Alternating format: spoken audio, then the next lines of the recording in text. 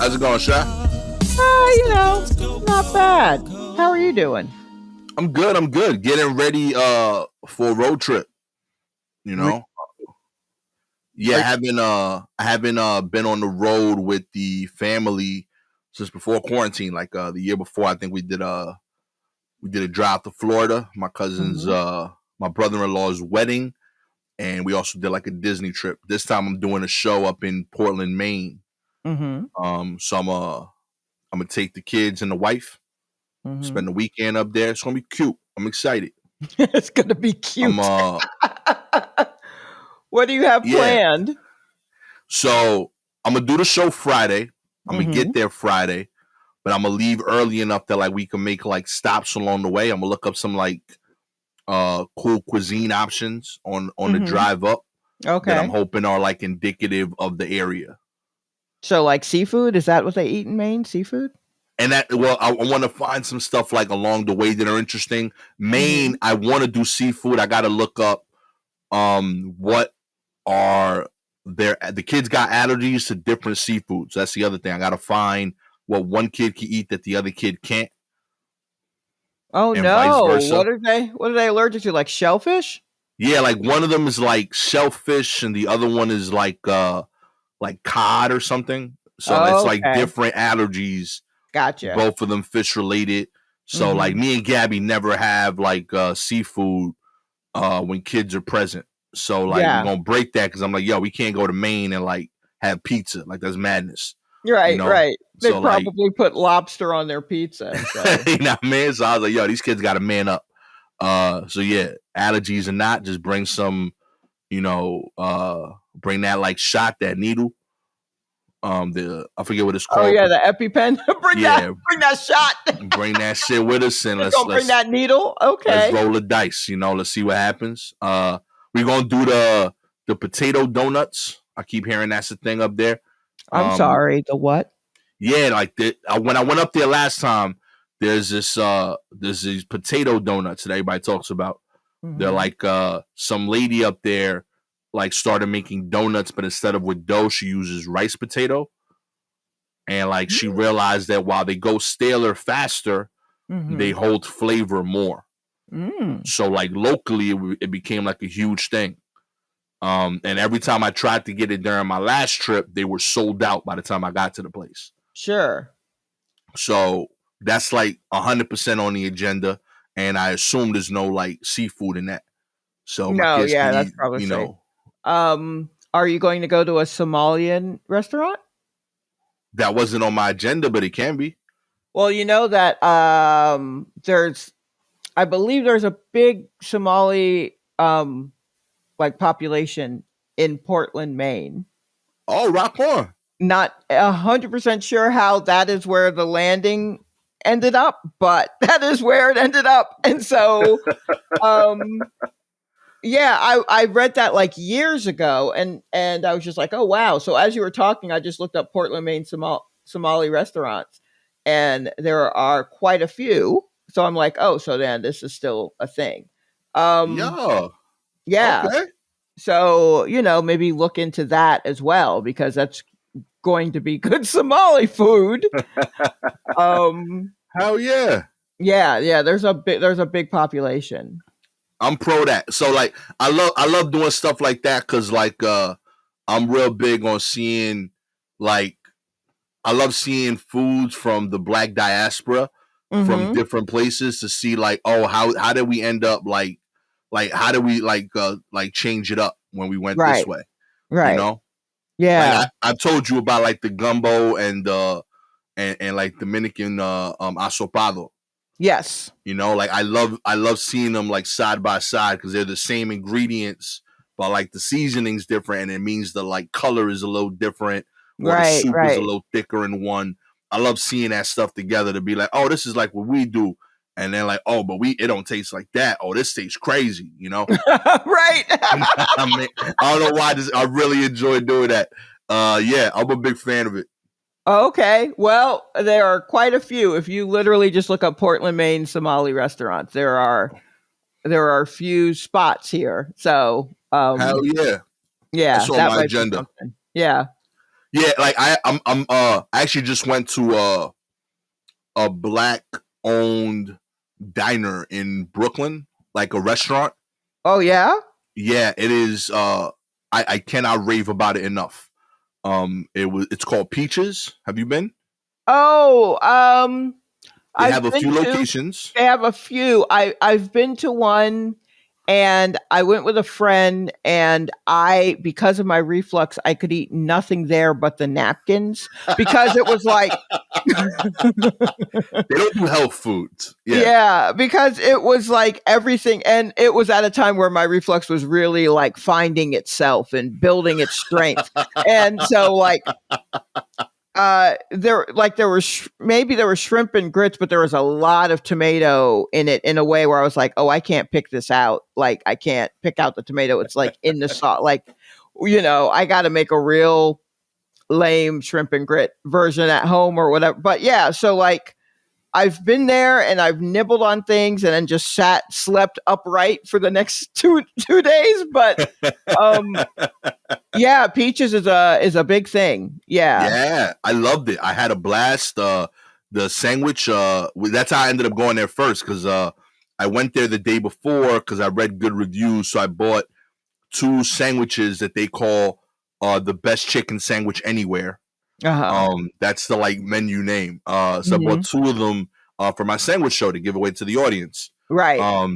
So I normally I get a third. I didn't this time because like it was a little like steep, but I Yeah. understood why because it included like a mandatory side that we didn't give away. So like Mhm.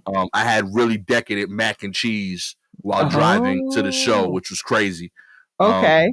yeah, all of that was wow. Like I was enjoying that way too much. It like there was a lot of honking, which I now in retrospect I understood. I was like, Because you were eating, I paying was much more eating attention to the eating. straight up. I was having amazing macaroni and cheese from Peaches, and I didn't understand why they couldn't be patient because of what was happening. I was like, yo, y'all don't understand what I'm eating right now. You wouldn't be rushing me if you had some. Um, but yeah, it was spectacular. And then like when I get to the show, I got to pull out these sandwiches at the door, and like the bouncer at we do the show at Union Hall, and the Mhm. bouncer at Union Hall is black. And like when I pulled it out, he's like, Peaches. I was like, I was like, he just looked at it. He's like, y'all was there last week. Like he just instantly knew from Yeah. the chicken. And I was like, yo, like that's real.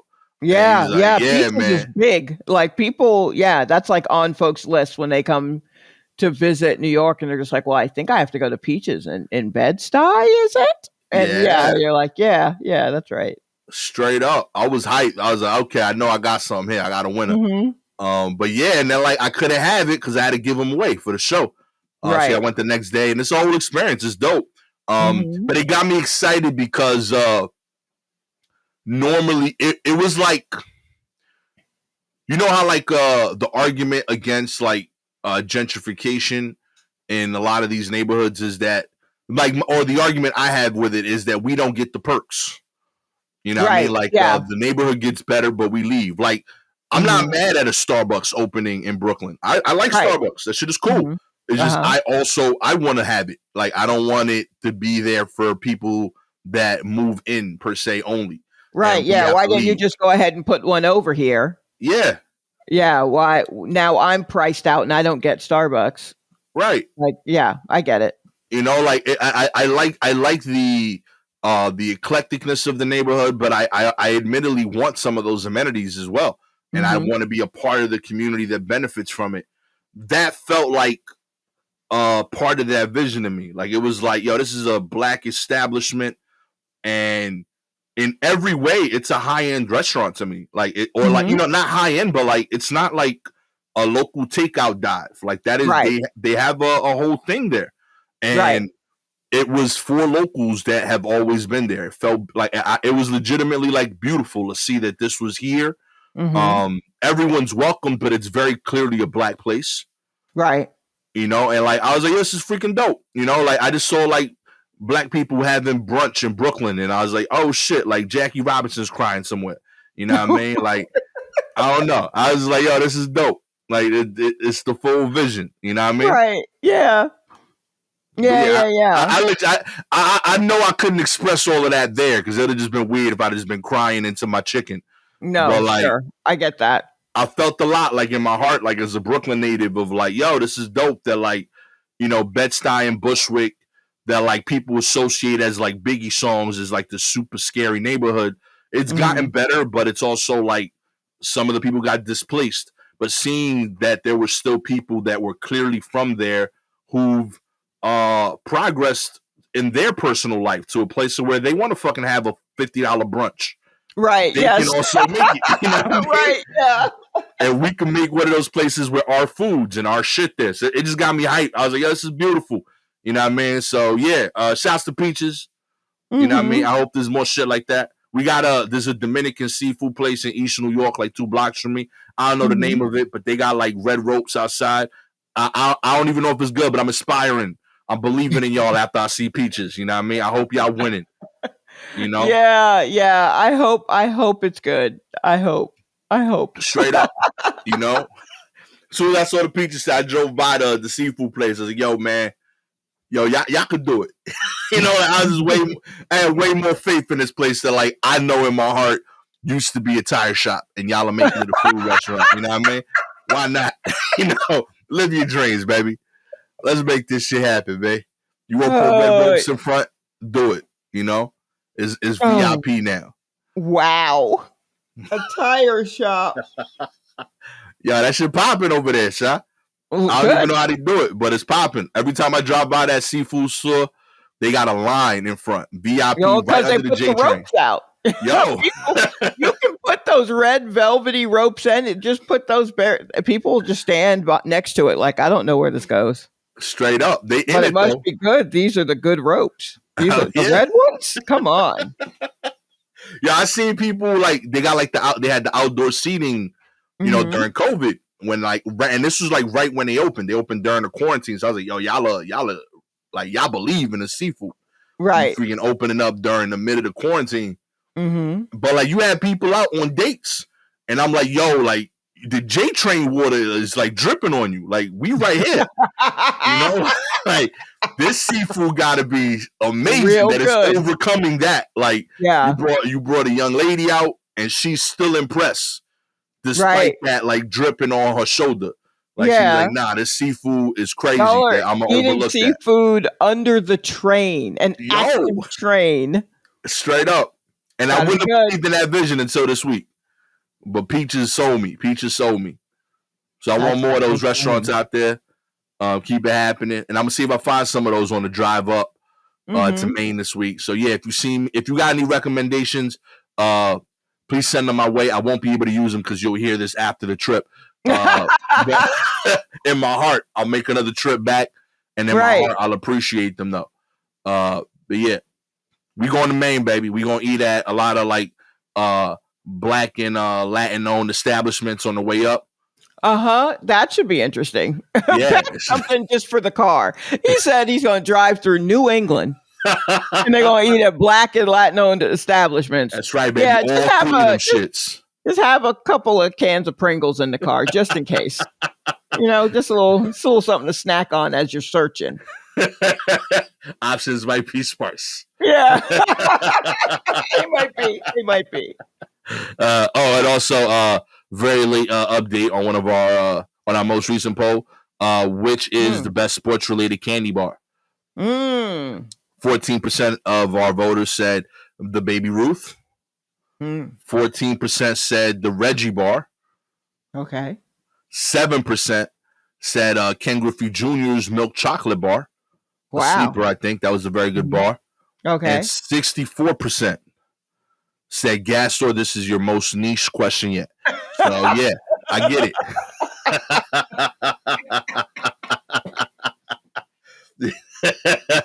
The audience has spoken. Our listeners, I appreciate your feedback. You know what I mean? Admittedly, I don't know if that's a negative or not, but I understand that you have a stance on this. Right. Well, my favorite candy bar is the Baby Ruth. Yeah, Yeah, that's my favorite candy bar. like The Baby Ruth, and the whatchamacallit. Not because of baseball. I just like the Baby Ruth. It's kind of a mess. It seems like it's all held together, but it's not. It crumbles. It falls apart. But it's still worth it. And the whatchamacallit, because I just like candy bars that sound like vaudeville. You know, yeah, it's the whatchamacallit. See? I like that. I like that. I always enjoyed the Baby Ruth because it felt like when you went to buy a Snickers and your mom said, "No, I can make that here." Yes. You know? Yeah. It's like all the same ingredients and It's like all it the tastes same good. stuff. It's just It's different. a mess. Like it is a mess. It's like when you used to. It is. It's like when I used to grow up making burgers in a toaster oven. It's not. I mean, it's a burger. But, oh man! And as soon as I saw that shit the first time, I'm like, oh, okay, I can see this. You know, I remember it was like asking my mom to make a Big Mac at home. Like those burgers was amazing, but it wasn't. It didn't look like the picture. Nope, you know? Not at all. Let's get into the news. All right. Kraft Macaroni and Cheese is changing its name, Sha. What? Kraft Macaroni and Cheese is changing its name after 85 years. The household staple is now called Kraft Mac and Cheese, which is meant to reflect the way fans organically talk about the brand. The company announced on Wednesday packaging featuring the new name will hit shelves in August, along with the shortened name. That doesn't count. We were already calling it mac and cheese, bruh. Just because you decided to.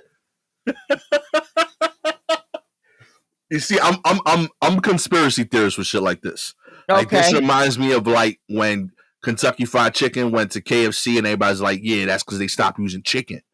So they don't say chicken no more. So they think you can't legally hold them. You know what I mean? So I feel like this is Kraft's way of saying, yeah, there's no macaroni in the mac and cheese. Okay, you know? That's silly because all you have to do for the chicken thing is just misspell chicken, and then you can legally say it's not. It's like when you got what was the frozen pizza brand that also came with Wang's? Was it Freshetta, I think, which is the best frozen pizza brand, by the way. But it was like a pizza and then chicken Wang's, WANGZ.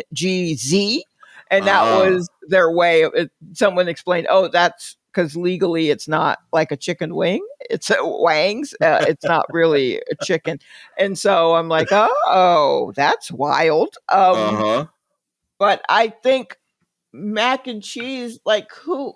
Like they even said in their commercials, mac and cheese, like the newer ones, you know, mac and cheese. Everyone called it mac and cheese. So to officially call it that, it's like, bruh, we ain't even, no one's even doing like, I mean, I think the bigger story is that they, I don't know this because I don't really mess with Kraft mac and cheese much because the OG kind, you had to add like milk and butter. You had to like make the sauce, like you had to make a roux basically. And I was like, well, I don't live in a house where we have milk here, you know. So I just went straight up Velveeta because the cheese was already there, and all you had to do was squeeze it in. Right. So now that I see that they have thick and creamy, which I assume is where you can just squeeze in the cheese, and spirals, which is also a thing Velveeta did. That to me is bigger than the fucking that is called mac and cheese now. Yeah, the spirals I thought was news. I ain't gonna front. I ain't know that. I'm curious how the box work because like I bought mac and cheese for my kids, but it's like the just add water because it's already in the cups, like the chicken noodle soup. Oh, like those. Oh, wow. They do that? Yeah, that's how I've only seen it. Kraft. That's why I don't like Kraft mac and cheese. Like, wait, hold on. You've only seen those weird like cups? Yeah. You've not seen a box? Not in the 13 years I've been shopping for it. I've never ate it as a kid because I always saw it that way. And then my kids liked it. So I was like, all right, I'll buy this like kind of junk foodish. And the only reason I bought it is because it was like a weird way of teaching them to be like self-efficient in the kitchen. They felt like they cooked. Right. all they Yeah. had to do was add water. So I felt confident they can handle that. But that's all it is. That's wild because I've never seen that version of the mac and cheese. And I mean, we didn't, my mother would just make mac and cheese, which, I mean, she's passed away now. So I think I can say this. It wasn't really good mac and cheese. And so, which, I mean, people are like, what? How can a black woman not make good mac and cheese? Well, first of all, she added onions to everything. So that's an issue. And it just wasn't cheesy enough for me, you Okay. know? She managed to get the crust on it and everything, but there wasn't enough. I needed like underneath that, I wanted like a nice kind of oozy cheese, and she never Yeah. did that. And so I'm just like, and there's onions I gotta pick out because she cut them onions thin as fuck. We had just slivers, long slivers of onions we had to pick out. You try to Anyway. sneak in vegetables, okay, Sha? No, that's not it. She Scared just about you. loved onions. She didn't like vegetables, but she loved onions. She put that shit on everything. We finally were just like, look, you need to cut your own onions, put it on a plate somewhere, and then just bring that plate with you to the table and sprinkle it all over your servings because you're killing us. But yeah, I mean, I know I'm familiar with the box version. That's like box mac and cheese. Whenever anyone says box mac and cheese, that's what they're talking about. Like the whole adding water thing is a relatively new thing. And I didn't even know they were doing it, but I'm sure over the past like 20, 25 years, maybe it's what they've been doing it, where they've stepped up. They've kind of stepped up, add water to stuff technology, you know? And but in the box is what I'm talking about, where you have to add milk and butter and you have to mix it with their powdered cheese. That's why the boxes were just, people had them. They, you know, like in lean times, people really relied on, you know, Kraft mac and cheese boxes because you added milk or water or whatever and butter, and you mix that shit up. And then you'd mix that into the mac, but you were making the sauce yourself. And I didn't want to do that. That's like extra bowls.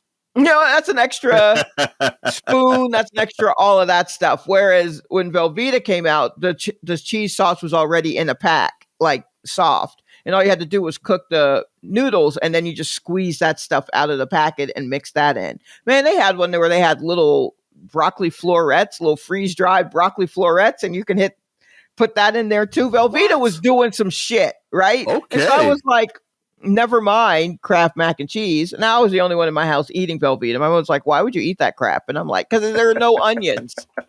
Jesus. But I know that like after seeing it, I never wanted it. And I enjoy mac and cheese, but I always just wanted it like, I felt like if you don't buy the parts separate, you got to deal with this powder crap. right. The only one that I saw that was real cheese was Cracker Barrel. They made like a real cheese one. Okay. Because I remember there's a Cracker Barrel brand cheese. Yeah, not like the restaurant. Not the restaurant. Yeah, let's clear that up. Anyone who doesn't know. To me, Cracker Barrel is a type of cheese, like a brand of cheese. Yeah, exactly. My parents would buy that too, like blocks, and then like cut that off. And yeah, so I could see where they would make a mac and cheese too. Yeah, that was solid. But yeah. And I mean, we weren't a Velveeta house. We were a Cracker Barrel cheese house. Yeah. But Velveeta already had like the sauce thing. And I was like, oh, I wonder how easy that is, what I have to mix to it. And it's like, it's already mixed, you know? That's pretty dope. Rock on. I should have been buying Velveeta for my kids this whole time. Yeah, well, it's too late now. You're going to block up their arteries no matter which one you get for them. I do love the idea of the Sharpe family having an onion intervention with your mom. Oh my God. Every time. Oh man. In other news, Kellogg to separate into 3 companies focusing on snacks, cereal, and plant-based foods. That's right. Kellogg is planning to separate. Kellogg? That's not what we go to you for. Anyway, I'm sorry. Continue. I love when you're genuinely angry, Sha. It's always food related. Ain't no one asking for this. No one. Whatever. The last episode, we talked about tax dollars going to schools that needed money but had issues getting funding because. And I was just like, I don't know. I mean, whatever. Sure. Yeah. We talking about potato chips and cereal, and Shaw's like, hold up, B.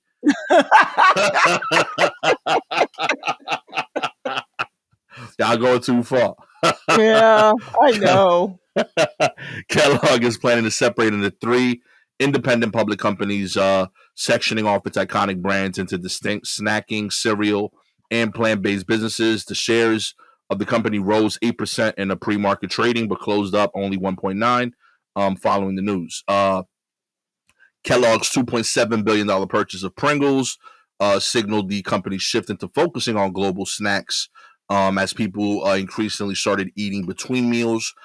Kellogg, along with rivals like Frito-Lay owner PepsiCo and Oreo cookie owner Mondelez, have leaned into the trend by introducing more snacks and snapping up smaller brands.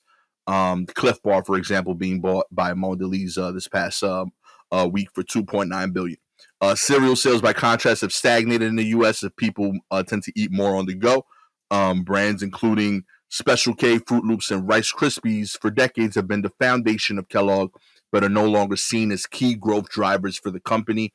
The pandemic briefly revived the cereal category as consumers ate from home, but Kellogg expects a flat return growth for the U.S. Anyway, the company's going to be splitting up into brands. Pringles, Cheez-It, Pop-Tarts, and RX bars, which reported $11.4 billion in revenue, will rep one portion of it.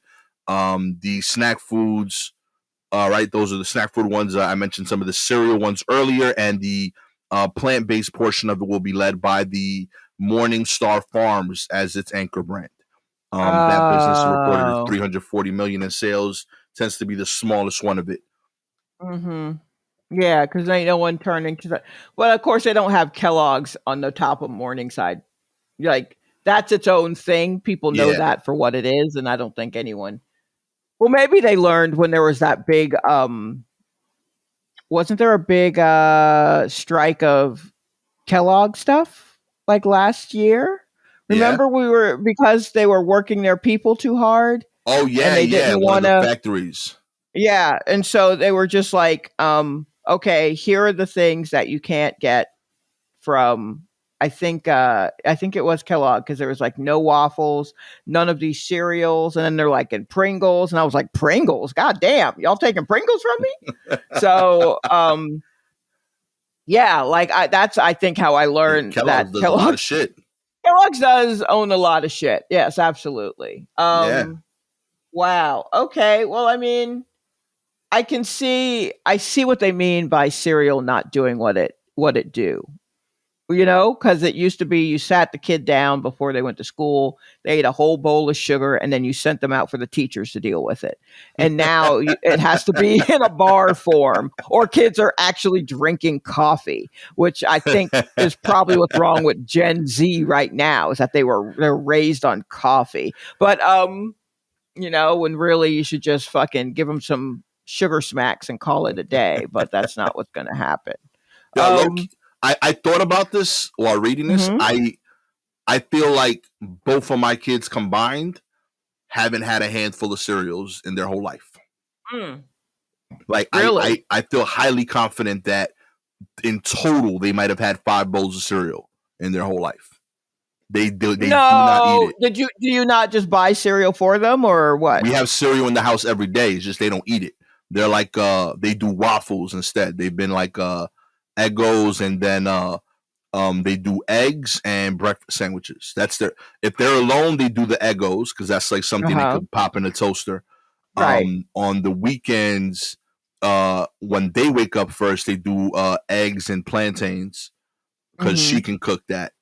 And we make them like that, or like and then like once a weekend, me and Gabby will take turns cooking. I'll do like a bacon, egg, and cheese, like more of an American thing, more of a meat thing, I guess. And then Gabby will do the like sweets. She'll do like pancakes and shit. But they've never associated cereal as a meal, and like we've explained it to them. We've shown like us eating it, and we eat it regularly. Me and Gabby, we always have like, not as much as I used to growing up, but I would say me and Gabby probably have like a bowl a week. Right. So they know it's a thing, but it's just never called them. Not their thing. Yeah, that's interesting to me, because like That's just the tide turning on what was considered a staple for so many years. Yeah. Because I mean, I imagine there are parents who are just like, well, the cereals are too sugary. I'm not giving that to my kids. But Right. then, then they came out with, I don't know, Mucilex or whatever the one with whatever the brand is with the two friends on the box and it's just like straw on the inside or whatever. And so, but those are probably not good. Right. Right. Right? And so it's like, what then? So, and kids are probably running off, like going places. So cereal bars are Yeah. easier, but those are cereal bars in the way that I guess maybe someone crumpled up some Special K in the bowl before they made them. But for the most part, They make cereal the same way they make chicken nuggets. You know what I mean? Just yes, right. They're just press the pressed shit it. together. Yeah. And so I get it. So, I mean, I understand why I understand why they're just like, yeah, no, we definitely saw a bump during the pandemic, but that's not going to last forever because that's Yeah. just the That was just way us. overall, like a society has changed. Yeah. I thought the pandemic bump was like people over 30 self like soothing. Like, Yes, I I think mean, that's it because I think kids your age, since it wasn't their normal go-to, it's not like now they're locked in the house. They're like, oh, I gotta calm down. Let me pour a bowl of whatever. yeah. And so that's just not how they've gone. And I Right. think even older than your kids, probably that's not how they've gone. And that was really for like older millennials and Gen X to just fucking like, I can't take it. And they gotta eat Yeah. a box of something. Yeah, I still get over stress like that every now and then. Like, yeah, if I had like a real crazy month, I just like, yo, I need a real big bowl of like I don't know, like corn pops. Or Right. like Yeah. I need like a cereal that like I feel like I was 12 and Yes. the world made sense. Yeah. You Yeah. know what I mean? And I need Yeah. a bowl of that shit. I need to eat it it can't be like a normal like breakfast bowl. It's gotta be like the Gabby's mixing dough to make like baked Oh goods yeah, for the no, hood. we've moved beyond a regular size bowl. We're into like Corningware. Yeah. Yeah, we're eating out of food storage tubs now. Straight That's up. that's where we are. And we're always like, I don't remember these boxes being so small. And it's like, oh well, maybe your 14 bowl's servings a my little, ass. This yeah. shit, I emptied this out right here. Oh Yeah. man. But yeah, Kellogg's, I don't care about the other brands really. Just keep my cereal. You know what I mean? When I need it. Okay. I need to be able to know it's there. Okay. Don't Yeah, play don't around with don't those. mess with Frosted Flakes. I saw recently that they had like Frosted Flakes with marshmallows. Someone sent that to me, and I was just like, "That's not a marshmallow At all. type of cereal. Why would you do that? Like, stop. Don't try to innovate for people who don't want innovation, who are eating for nostalgic sake. Yeah. Just fucking let it roll off the way it rolls off. Leave it alone, B. That tiger's Leave it already too alone. hyped. You need to add Yeah, more sugar to that. absolutely. That's just a different kind of sweet. Yeah, Also, it's madness. It doesn't match. No, no. yeah. Uh, new safe sleep guidelines for baby stress. No co-sleeping, crib decorations, or inclined products. Co-sleeping under any circumstances is not safe for infant sleep. The American Academy of Pediatrics stressed on Tuesday in its first updates to its safe sleep guidelines for babies since 2016. We know that many parents choose to share a bed with the child, for instance, perhaps to help with breastfeeding or because of a cultural preference or a belief that it is safe, said Dr. Rebecca Carlin, who co authored the guidelines and technical report from the AAP Task Force or Sudden Infant Death Syndrome and the AAP Committee on Fetus and Newborns. The evidence is clear that co sleeping significantly raises the risk of a baby's injury or death. For that reason, the AAP cannot support bed sharing under any circumstances. It is one of a number of recommendations the AAP provided to pediatrics to help stem the tide of infant sleep deaths. Some 3,500 infants, many of whom are in socially disadvantaged communities, die from sleep-related infant deaths in the U.S. each year. The That's a rate, lot. right? I was surprised by the number. That's why I included this. It was a little jarring, surprising, quite honestly. The Yeah. rate of sudden unexpected infant deaths amongst Black and American Indian, Alaska Native infants was more than double and almost triple, respectively, that of white infants, 85 per 100,000 live births in 2010 to 2013. So yeah, Wow, that's a lot. yeah, yo, that's like real numbers. Oh my gosh. That That's wild. that was like Okay. legit trippy. All Um, right. So let's see. What do they want us to do? Leave them yeah, I should mean, sleep babies should sleep in the same room with their parents for at least 6 months on a separate sleep surface with yep, a firm flat surface. Okay. And then after that, I guess they could be in another room? yeah, and admittedly, like a lot of that makes sense to me. Like I know, like um, as a parent, I was always exhausted, so Mhm. like I only woke up because Gabby told me to woke up.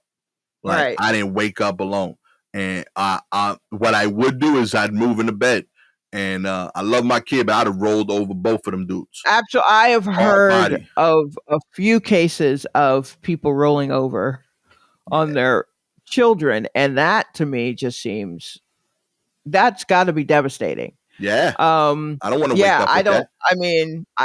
I don't know about Gabby's a I full on adult, and I know she has to punch me 3 to 4 times to wake me up when I roll over on her. Like I'll fully mhm, roll on her arm or a leg, and she like, yo, it takes a minute to wake you up, and that's with her being awake in pain, fighting. So like, yeah, like if there's a baby, you ain't gonna notice that. It's just trippy because like I also know that you get really attached to how you did shit, mhm, as a parent. So like I always find these articles like fascinating because this is also going to be the arguing point of the next parent and grandparent. Because now mm, this is what the parents are reading now. It's the latest info. It's most likely right, the most correct info, right? They've right, they've had the research from the prior generation, and they're going to do this because they know it's what's best for their kid.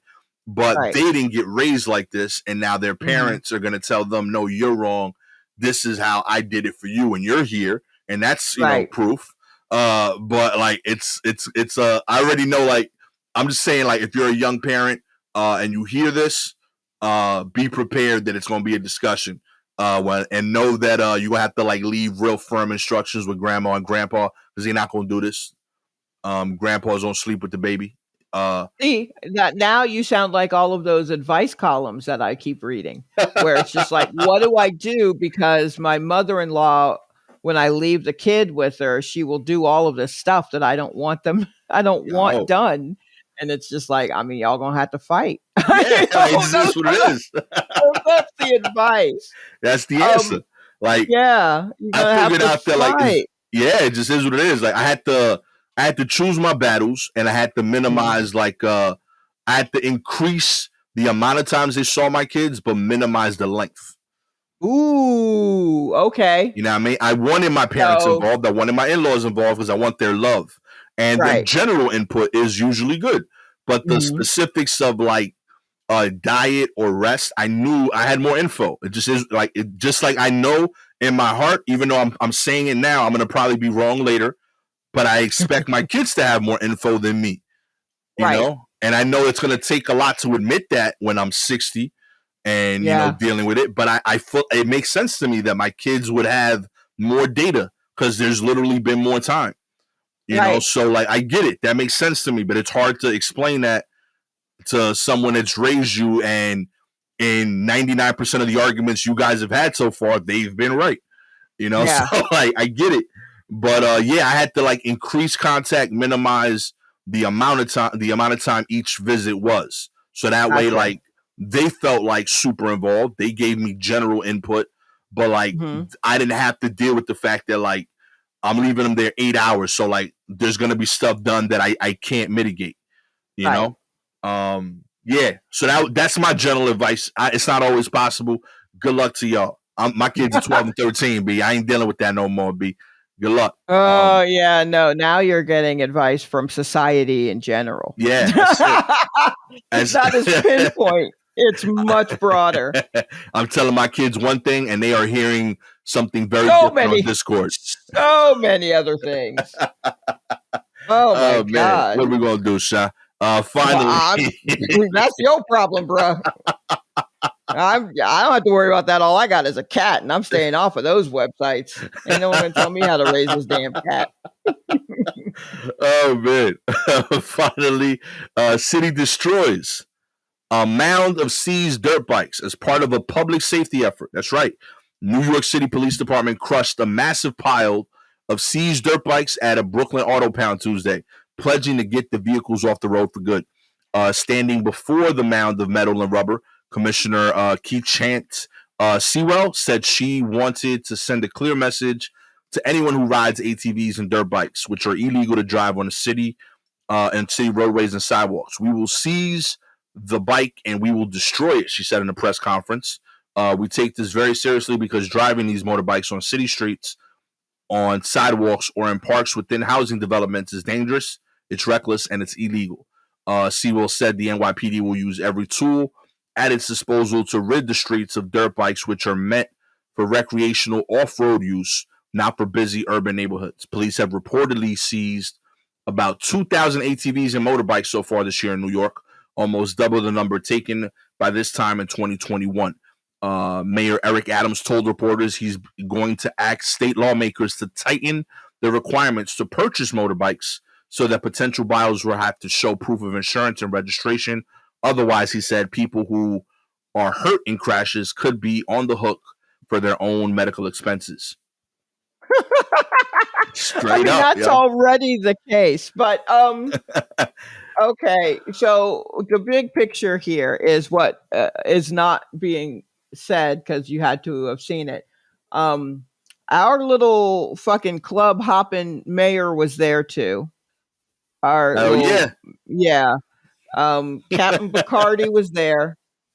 Mayor Pasta Cavassier was there, and he was there with a checkered flag that he waved around just before and gave a thumbs up just before they crushed all these motorbikes. Crushing motorbikes is the most wasteful shit. There is so much going on, and y'all are out here with these ridiculous photo ops, crushing motorbikes. That's really like, give me a break. They could have. Why didn't y'all just make a deal with a place?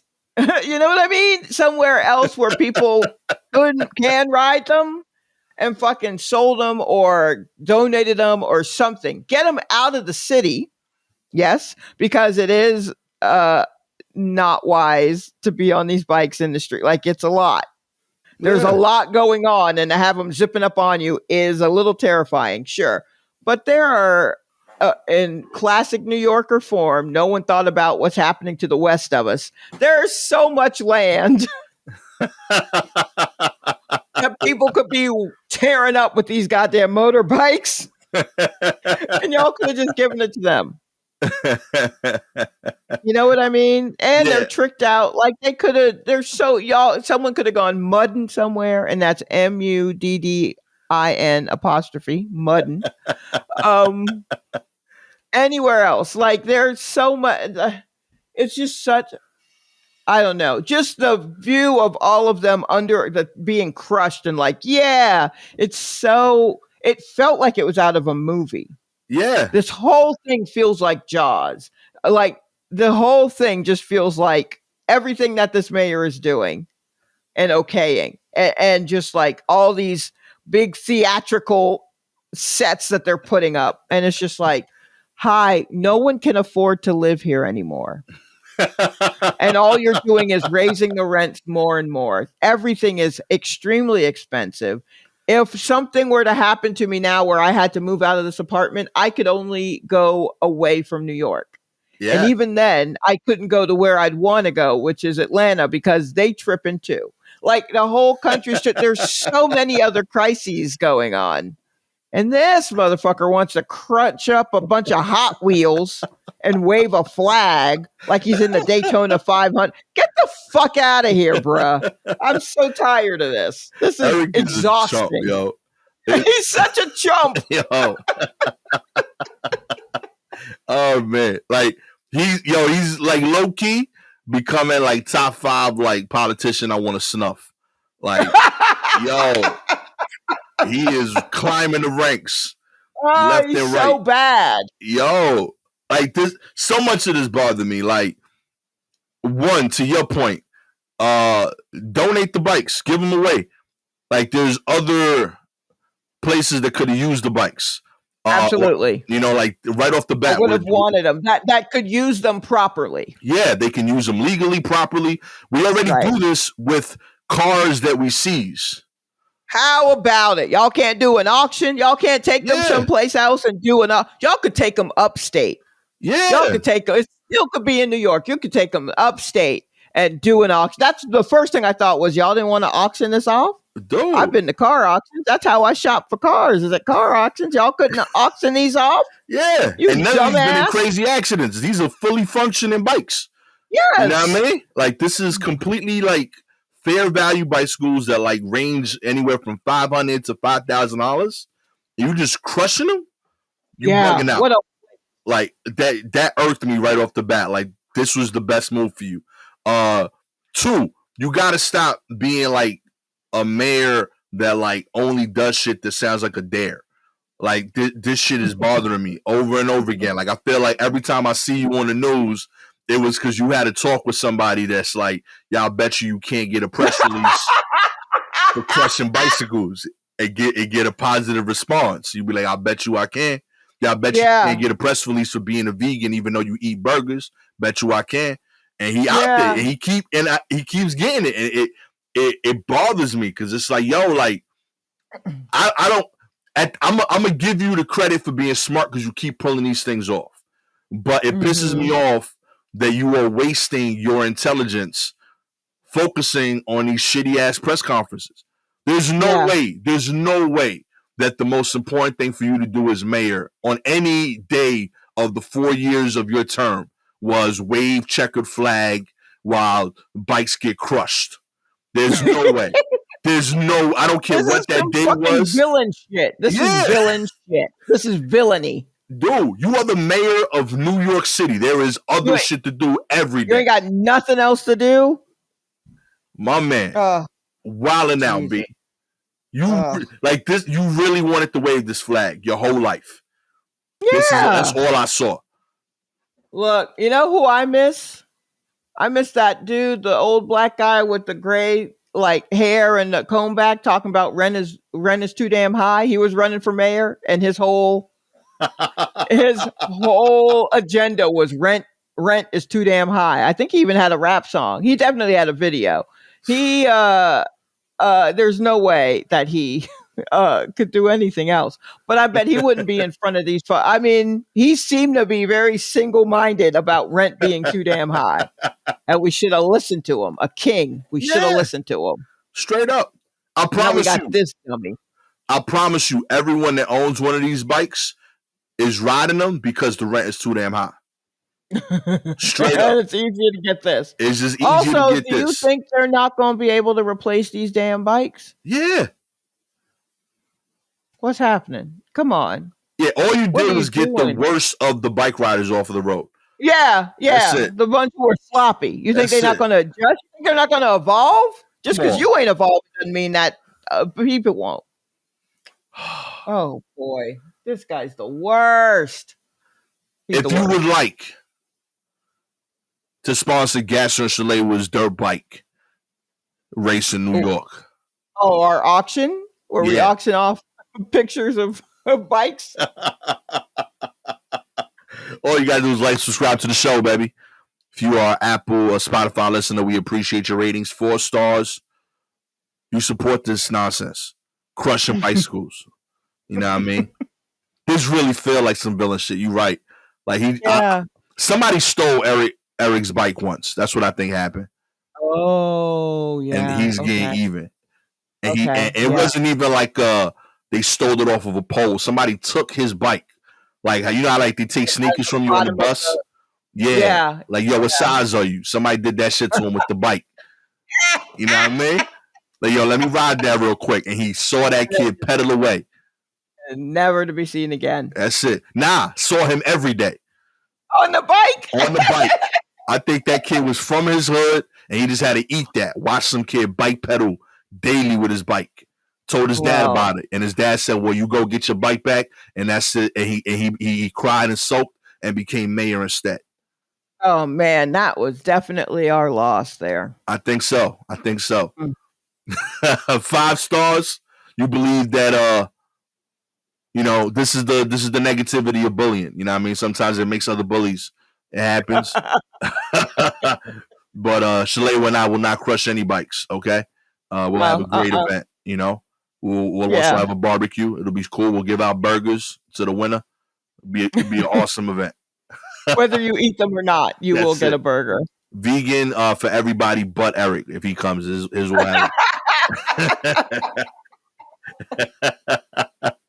If you have any articles you want us to cover, please DM us directly on Twitter and Instagram at Silky Jumbo at Gastor Almonte. With all that said, I am future dirt bike owner Gastor Almonte. You know what? Always with the dirt bike riding. Shalewa Sharpe. She been doing it. She's out here mudding. That's it. Out here mudding. Mad experience out there. You know what I mean? Shalewa got can't even ride a regular bike. I don't know why I'm so upset about this, but I am. This has been a War Report. Catch y'all next time. Peace.